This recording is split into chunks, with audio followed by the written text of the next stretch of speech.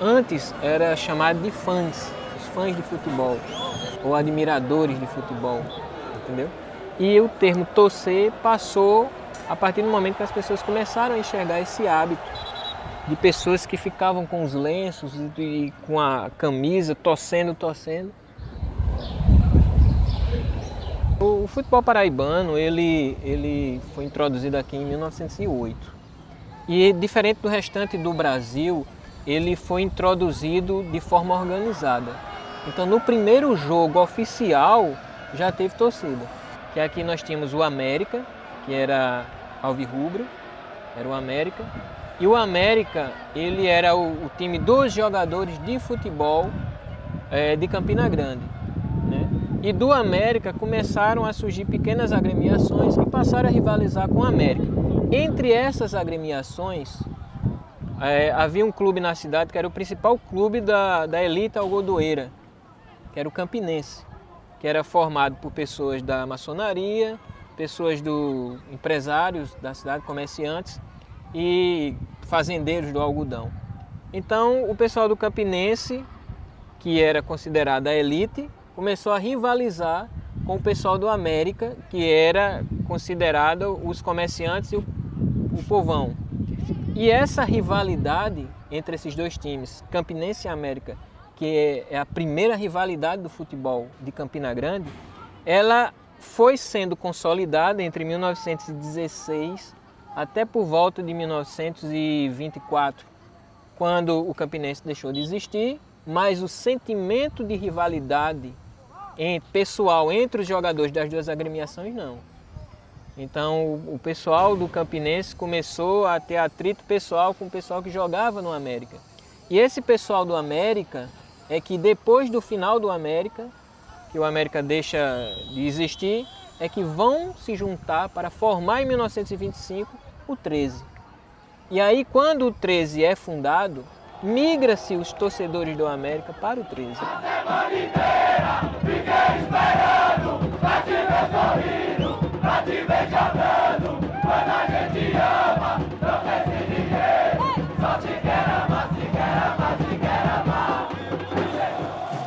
E entra na década de 70, aí esse conceito de torcida, nos moldes que a gente imagina hoje e vê praticamente no estádio, começa a ser consolidado. Então as charangas começam a se tornar uma coisa mais forte, entendeu? As torcidas começam a se autodenominar, não é mais uma coisa isolada, se junta grupos e começam a surgir as torcidas, né? No 13 a Guga, né? Galera Unida do Galo.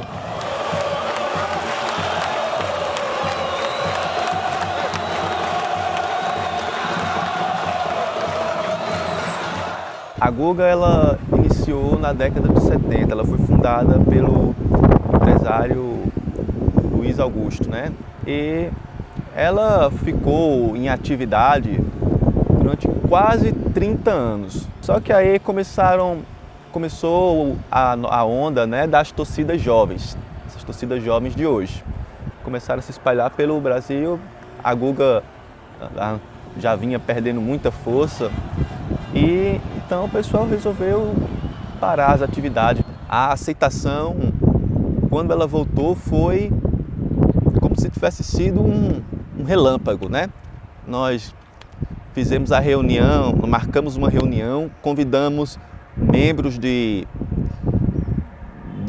grupos do WhatsApp do 13 para se fazerem presentes, para ajudarem a fundar a Guga.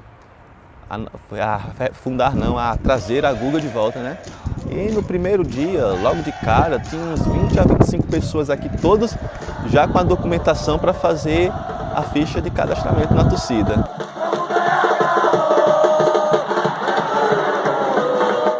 Eu vi que estavam se organizando. Eu não dei muita moral, né? Digamos assim, eu não dei muita moral. Que fosse crescer como cresceu. Tipo, levar a faixa, botar a faixa, cantar, levar bateria para lá e para cá, entendeu? É uma responsabilidade do caramba. E nem todo mundo quer ter essa responsabilidade, entendeu? Quer ir para lá pro estádio e ir embora para casa. Aí é difícil fazer torcida lá, mas a gente vai tentando, né? Vai levando assim.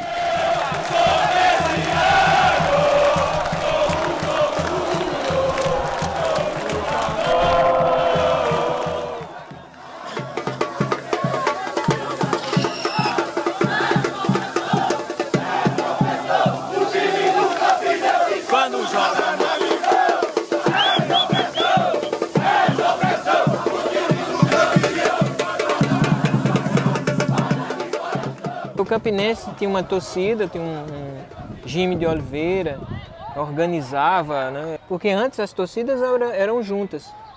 Se você vê imagens de 1975, você vai ver torcedores do 13 e do Campinense no mesmo ambiente, né? E nos anos seguintes você vai vendo que a torcida organizada do Campinense, a Tora, né? Ela vai criando um espaço para ela que até hoje é mantido, que é justamente essa área aqui das cadeiras e uma área no setor de carro da geral. Caracterizou-se e ficou. Tomou essa parte, né? A história que tem a Tora, né? Desde a sua fundação, que foi em 1976, a importância que teve a Tora, a importância que aqueles integrantes daquela década de 70, de 80 tiveram, né? Não só como integrantes da torcida, como para com o clube, que a gente sabe que a Tora naquela época lá tinha uma importância tremenda para o Campinense Clube, né? E um fato curiosíssimo que a Tora chegava a pagar salários de jogador, para você ter noção.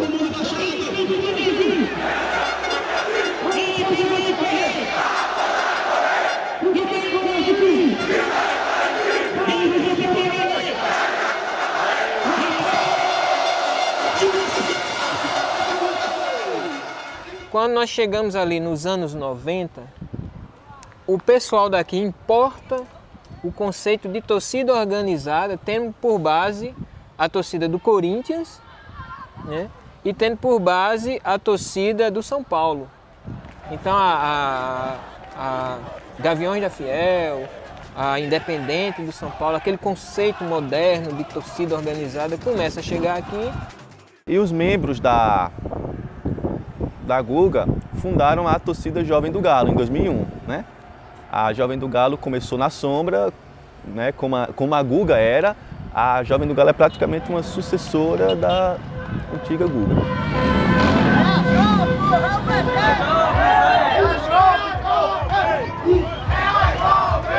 A Jovem foi fundada no dia 12 de novembro de 2001. Não fundada oficialmente, mas juntou a galera no jogo Guarani de Sobral e 13. Foi 1-1. A galera das camisas iguais, era a torcida jovem, começou a cantar, empurrar o time fez o gol. A partir dali, foi só alegria.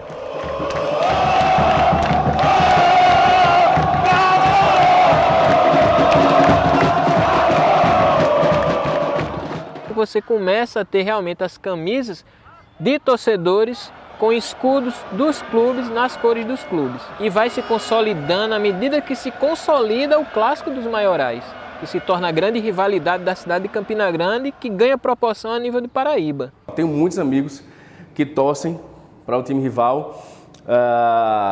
Tento o tempo todo convencê-los de que isso não vale a pena. Porque quando a gente equipara, quando a gente coloca numa balança a quantidade de títulos, a quantidade de glórias conquistadas, o nosso time é bem superior. Então, assim, esse é o grande motivo pelo qual eu tento convencer os meus amigos que torcem para o time passar para o lado de cá. Você ganhar um clássico é o ápice de um torcedor organizado, de um torcedor apaixonado por um time. O clássico, você ganhar um clássico é mesmo que você tirar na Mega Sena. Principalmente depois de muito tempo, né? Sem ganhar.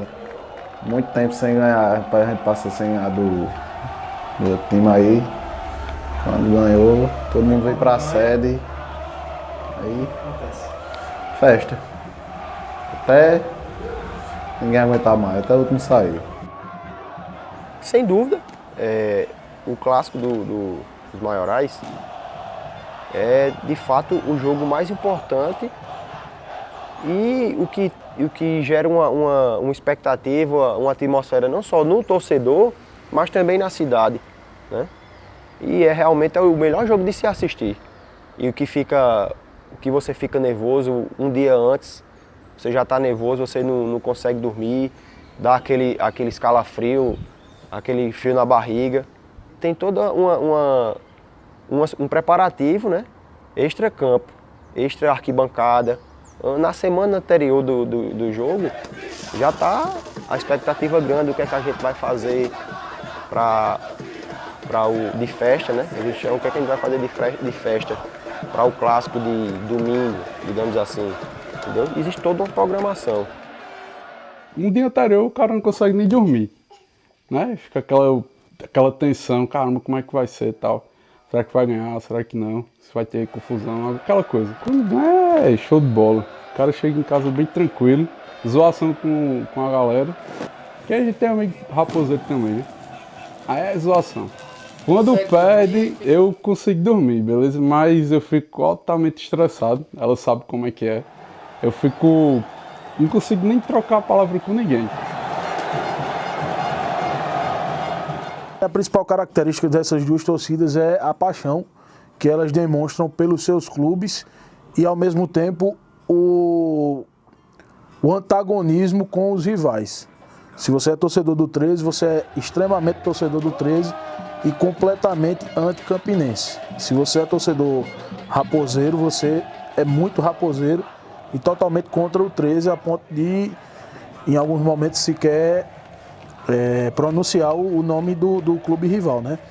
Isso é algo que a gente pode, pelo menos eu vejo isso como um fator positivo, porque demonstra uma interação entre torcedor e clube de futebol, que é a máxima do futebol, né? Que é a máxima do esporte, é mais ou menos por aí. A respeito do porquê as pessoas torcem, temos como premissa na psicologia de orientação analítica, que é a perspectiva com a qual eu opero, uma obra datada de 1921. Né? Ela é uma obra de suma importância, elaborada por Freud, né? Denominada Psicologia das Massas e Análise do Eu. Ele resgata ponto de vista de outros autores, como Gustave Le Bon e William McDougall, que são autores que versam basicamente sobre a questão de que a distinção entre multidão e massas. Multidão é basicamente uma aglomeração de pessoas reunidas sem nenhum objetivo, nenhuma causa em comum, enquanto que nas massas há esse elemento presente, há esse elemento fundante, que é uma espécie de sentimento de contágio que circula ali entre as pessoas, né? Então, Freud ele resgata um pouco desse conceito teórico. Então, Freud, na teoria propriamente dele, ele vai descrever as massas como um contexto no qual está convergindo uma série de pessoas com um ego fragilizado. Cada qual com seu ego fragilizado busca se reunir em torno de alguém com uma personalidade e um ego forte, um líder forte, né? Por isso que esse líder, né, que é esse objeto de investimento afetivo, ele pode ser no seio do esporte, os times, as torcidas.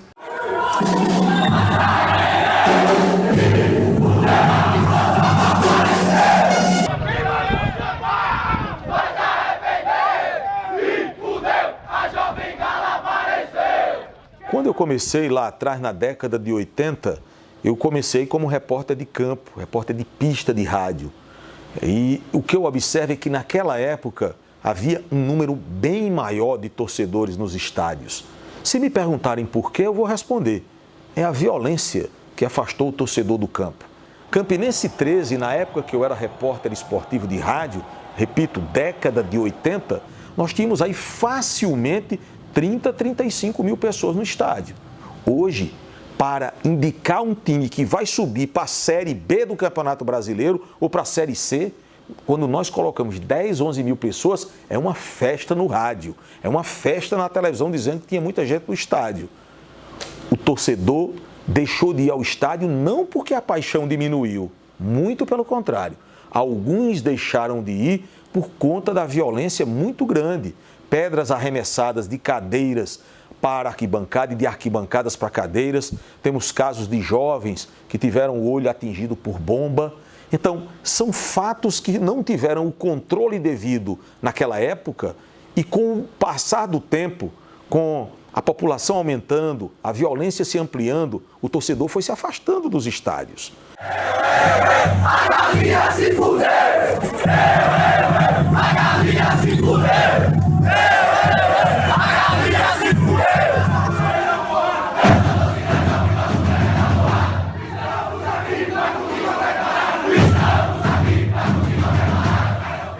Infelizmente, torcida organizada se tornou sinônimo de bandidagem. As torcidas, as facções de torcidas organizadas, facção é um termo utilizado para distinguir organização criminosa. E hoje se assimilou esse termo para definir as torcidas organizadas, seja ela de qual time for. E quando você utiliza esse tipo de termo, já dá a entender que ali está cerceado o direito de torcer, está sendo cerceado por outros interesses e por interesses que eu vejo como criminosos.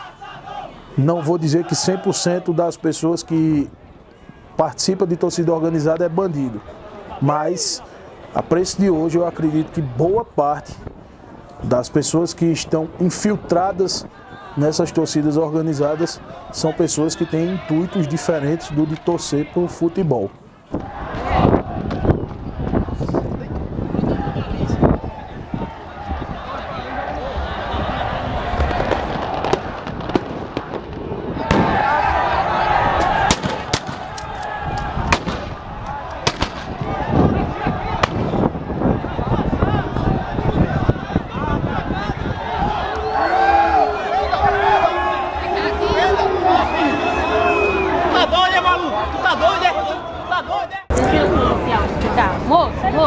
Explica a eles que foi efeito moral. Foi só zoada, foi só barulho. Ele tá com medo de diga ele, foi só um barulho. Só foi pra controlar. E porque mandaram de lá. Em clássicos, por exemplo, já aconteceu o fato de estarmos no local lá para poder entrar, nas bilheterias lá, preparados para entrar. A torcida rival veio do outro lado e teve um choque. E aí foi quando o que aconteceu? Quem estava ali teve que fazer alguma coisa. Porque se a gente ficasse parado só olhando, eles iam nos engolir, digamos assim. Ia todo mundo, sei lá o quê, ou morrer, ou ficar lesionado gravemente. Entendeu? Com pedra, com rojões, jogado assim, entendeu? Então são fatos que, infelizmente, ainda acontecem. A maioria das situações de violência que acontece inesperadamente é em João Pessoa. João Pessoa, a polícia não é preparada para a torcida, aí quase sempre tem confronto. Não tem como evitar, você não tem nem como evitar o contato com a torcida rival lá. Hoje em dia tem mais preparo também por causa de muitos incidentes que já teve, mas foi agredido alguma vez nesse sentido? Assim? Não chega a ser agredido não, mas já participei sem querer, né? Mas estava ali na hora, tinha que representar, né? Todo mundo, quando nasce, tem uma gama de afetos, sendo eles positivos, que aí são nutridos pela pulsão de vida, quanto afetos negativos, né? Que aí são nutridos pela pulsão de morte. Né? E aí a gente toma a agressividade, né? Como um afeto da pulsão de morte, em que o sujeito tem desde quando nasce, né? Porém, essa pulsão, esse instinto dele, ele vem a ser interditado, né, pelo contexto familiar, né? O pai é o primeiro educador que se tem, né? Seja impondo os valores, as normas, as regras, né? De como se agir em coletividade, se agir na sociedade. E aí, à medida que o sujeito ele se une com um grupo que de certa forma tem essa cultura, né, em torno disso, do embate, às vezes acaba sendo meio que uma espécie de concessão, né? Porque é valorizado naquela cultura, né? Então, diante disso, o sujeito ele baixa a guarda de toda essa interdição que ele tem na própria Constituição, nos valores dele, de coisa que, por exemplo, ele não agiria de forma individual, né, esse embate, e na cultura, no grupo ali das torcidas organizadas, ele se deixa levar por essas emoções, né, esse contágio de sentimentos. Você já tendo o nome torcida organizada, né, você já recebe preconceito, discriminação. É muito fácil você chegar e criticar a torcida organizada. Você não chega e fala que nem vocês estão fazendo. Vocês não vêm aqui para saber o dia a dia da gente, não vêm aqui para saber o sofrimento da gente, que a gente tem por esse time. E as outras torcidas também têm, né? Eu, enquanto torcedor e integrante de uma torcida organizada, eu bato de frente com a sociedade. Me vê no jogo ou em algum evento do Campinense, eu tô lá super animado, naquela animação toda, e fica surpreso. E algumas pessoas distorcem, né? Ei, tu tava lá naquele monte de marginal. E aí é onde eu bato de frente. Eu digo, marginal não. A gente é discriminado aí, eu sou chamado de vagabundo, mas eu sou formado e dou aula. Eu sou taxado de vagabundo por eu ser de torcida organizada. Tem uma frase interessante numa página, Fácil de Arquibancada, que eles falem conosco, não de nós, não sobre nós. Né? É interessante vir aqui, conhecer, para poder sair falando alguma coisa. Eu posso bater no peito e dizer, eu sou um torcedor organizado. Mas eu nunca fui a um estádio com um pensamento de violento dentro de mim, de brigar, de causar tumulto, de baderna, de vandalismo, nunca. O futebol ele não se resolve na tapa, na briga, com violência. O futebol é aquilo ali dentro do campo. Você torce para um time, eu torço para outro, a gente tem direito de zoar um com o outro, mas eu acho que tem que prevalecer o respeito. Respeito ao ser humano, em primeiro lugar, e o respeito às posições da pessoa, o que ela acredita, o time que ela torce. Então, abomino a violência e já vi e não concordo com isso. Se esses caras conseguirem, se eles tiverem realmente força e fôlego para fazer isso, eu acredito que possa ser uma evolução muito grande, porque enquanto eles se propõem a fazer a festa, a torcer, a cantar, a gritar, incentivar o time, é muito bonito. O torcedor ele não tem noção de que tem uma lei que protege ele, né, que é o estatuto, e deixa as coisas acontecerem, né? Hoje, uma pessoa ser morta num estádio, como acontecia antigamente com a torcida organizada, o clube mandante é responsabilizado e o estádio, se for público ou for privado, também é responsabilizado pela falta de segurança. O Estatuto do Torcedor é um avanço, só que os torcedores ainda não entenderam ou ainda não sabem utilizá-lo a seu favor. Uma vez por semana, o torcedor foge de casa e vai ao estádio. Ondulam as bandeiras, soam as matracas, os foguetes, os tambores, chovem serpentinas e papel picado. A cidade desaparece, a rotina se esquece, só existe o templo. Neste espaço sagrado, a única religião que não tem ateus exibe suas divindades. Embora o torcedor possa contemplar o milagre mais comodamente na tela de sua televisão, prefere cumprir a peregrinação até o lugar onde possa ver em carne e osso seus anjos lutando em duelo contra os demônios da rodada. Aqui o torcedor agita o lenço, engole saliva, engole veneno, come o boné, sussurra preces e maldições e, de repente, arrebenta a garganta numa ovação e salta feito pulga, abraçando o desconhecido que grita gol ao seu lado. Enquanto dura a missa pagã, o torcedor é muitos.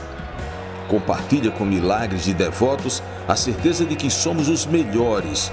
Este jogador número 12 sabe muito bem que é ele quem sopra os ventos de fervor que empurram a bola quando ela dorme, Do mesmo jeito que os outros 11 jogadores sabem que jogar sem torcida é como dançar sem música. Existe realmente torcedores que amam o clube. Eles têm aquela visão, é como se eles fizessem parte do clube, mesmo não sendo nada do clube. Então isso realmente existe. Então às vezes você vem aqui e você chora, e você entra em êxtase, e você grita, e você está naquela 1h30 de jogo ali, você está apaixonado. Esse sentimento de torcida também é realmente uma paixão. Porque assim, a diferença, eu creio, que dele pra minha é menor, porque ele realmente é muito fanático. Mas é uma paixão que eu tenho, né? Tanto que quando a gente foi no último jogo, eu disse, meu Deus, amor, como eu tava com saudade de torcer, de sentir, de se arrepiar, porque você se arrepia, vendo os torcedores entrando em campo, e a bola rolando, e aquela tensão é única. É uma sensação indescritível. É isso que representa ser torcedor, essa paixão.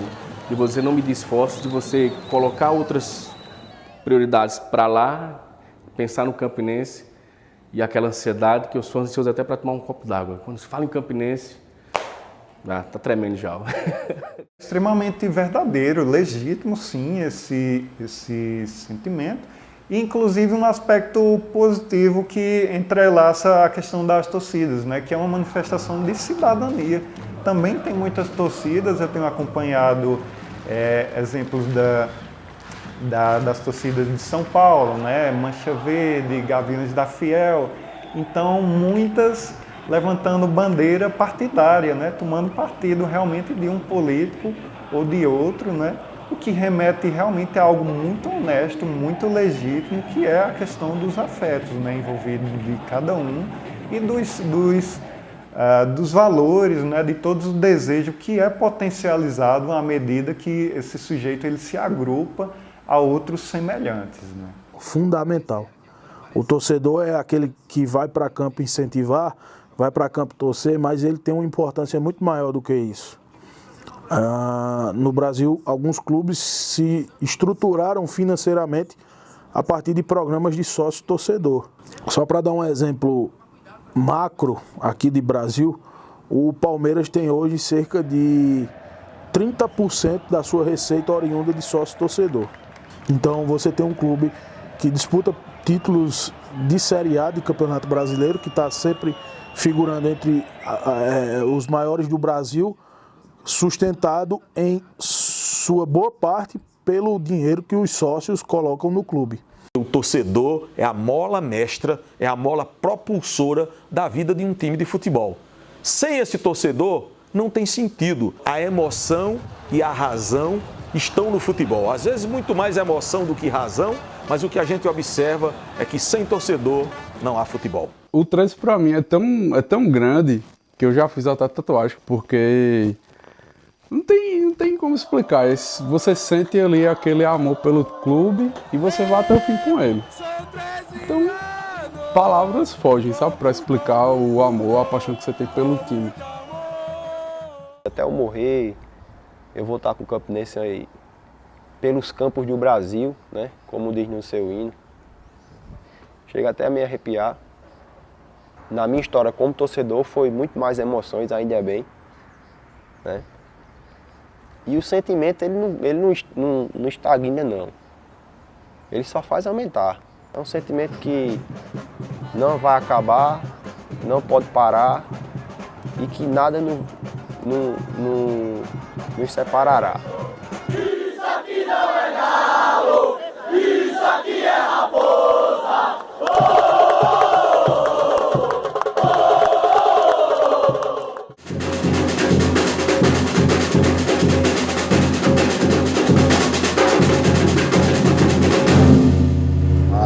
Mas não tem nem como explicar isso aí não. O 13 pra mim é tudo. Eu vivo o 13, eu respiro torcida organizada, eu respiro a Jovem do Galo. Isso aí é de casa, na escola, no trabalho. Tem até um fato aí, eu trabalhava no SESI, a roupa do SESI é preto e vermelho, eu não usava a farda do SESI. Entendeu? Isso aí pra mim não... Eu não tenho nenhuma roupa vermelha em casa. Pra você ser daqui, você tem que amar o 13, tem que conhecer a história do 13, tem que saber tudo do 13, tem que viver o 13. Não existe torcida sem time, não.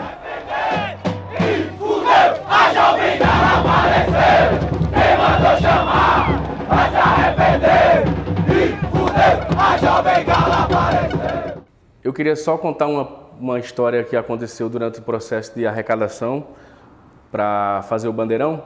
Um jogo de semana no Campeonato Paraibano, eu cheguei atrasado com a urna, a gente sempre levava uma caixinha de papelão no meio da torcida, e eu cheguei atrasado nesse dia, era um jogo à noite. E eu lembro que eu comprei meu ingresso na carreira, e você sempre que chega ali na bilheteria da Geral, você encontra alguns torcedores que pedem uma ajuda para entrar em campo. E sempre que eu tenho, eu dou essa ajuda para que o torcedor possa entrar em campo. Eu acho que a gente faz a nossa parte. O cara está ali doido para ver o time de coração, não tem condições, a gente vai e ajuda. E nessa noite, já não tinha quase ninguém na bilheteria, tinha um menino lá, ele perguntou se eu tinha dinheiro para ajudar ele a entrar. E eu não tinha. Coincidentemente, nesse dia eu não tinha nem dinheiro da água, eu só estava com dinheiro do ingresso. Porque, diga-se de passagem, o projeto Bandeirão não arcava com os ingressos dos membros, cada um arcava com o seu. E nesse dia eu só estava com o meu dinheiro. A minha esposa não ficou no jogo, porque ela não tinha o direito de entrar no estádio. Então eu entrei com meus 20 reais. E o menino pediu. Dinheiro eu não tinha. Aí ele fez, tem problema não. Se é a caixa do Bandeirão, botou as moedinhas que ele tinha dentro da caixa e foi embora. Isso é ser campinense. Isso é você... Porra, é pesado.